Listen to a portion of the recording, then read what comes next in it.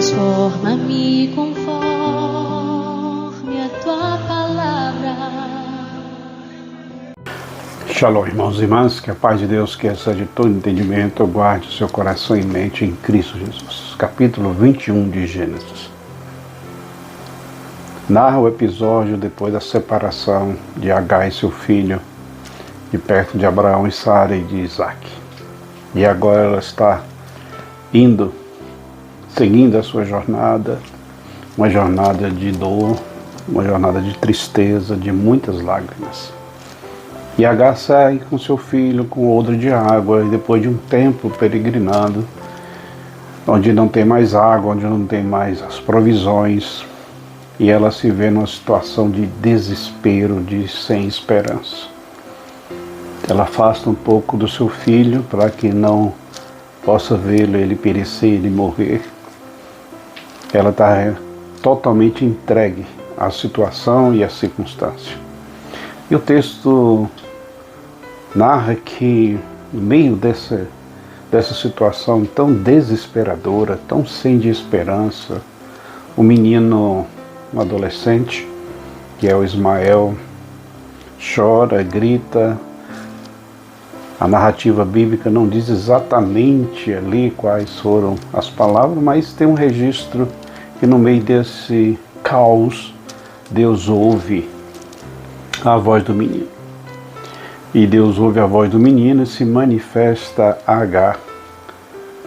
Assim como ele havia prometido a Abraão que tomaria conta de Ismael, nessa hora eles não estão desamparados, eles não estão sozinhos. Então, o que levou Agar a essa situação? O que levou a tanta dor, tanto sofrimento na vida dela? Claro que foi a rejeição e por Abraão ter mandado ela e Ismael embora. Pense, irmãos e irmãs, quantas circunstâncias na vida nós somos levados a situações, a lugares que em algumas dessas circunstâncias nós não provocamos. No caso de Agar e Ismael, eles não foram responsáveis por essa situação, mas se encontram nessa situação. Quantas vezes nós não provocamos, nós não criamos a situação, nós não criamos o problema, nós não criamos as dificuldades e vivemos um lugar assim. No caso de Agar, esse lugar é o lugar do desespero, o lugar onde ela não tinha mais nenhuma esperança. Tanto é que ela fecha os olhos para não ver a morte do seu filho. Mas uma coisa que aconteceu com Agar e que nós não podemos tirar isso da nossa vivência, de que Deus é um Deus sempre presente. Percebe que no local onde Agar estava tinha um poço, mas a dor dela, a tristeza, a falta de esperança, fizeram que seus olhos fossem impedidos. Ela fechou seus olhos e estava ali um poço. E a dor não deixou que ela visse isso.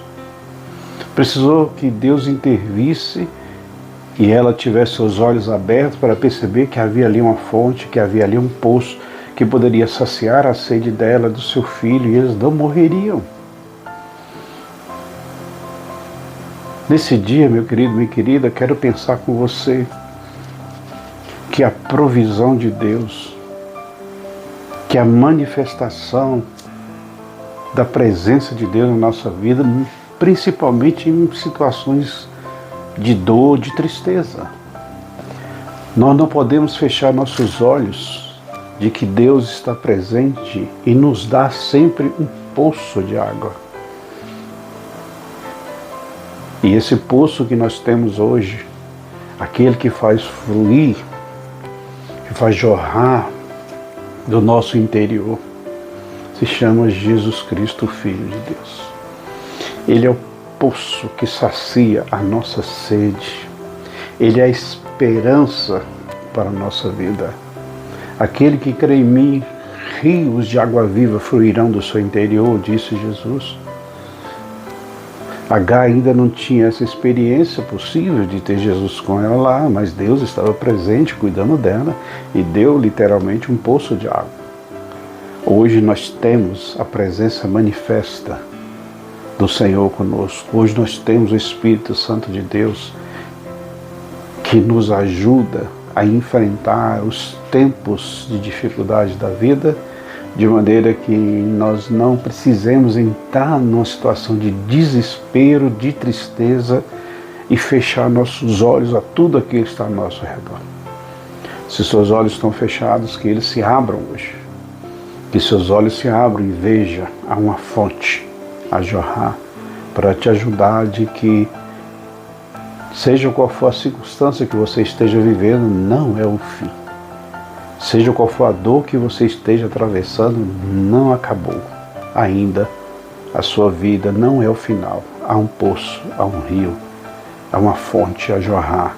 Abra os seus olhos e perceba que Deus já ouviu o seu clamor, Deus já ouviu a sua voz e está presente para te ajudar.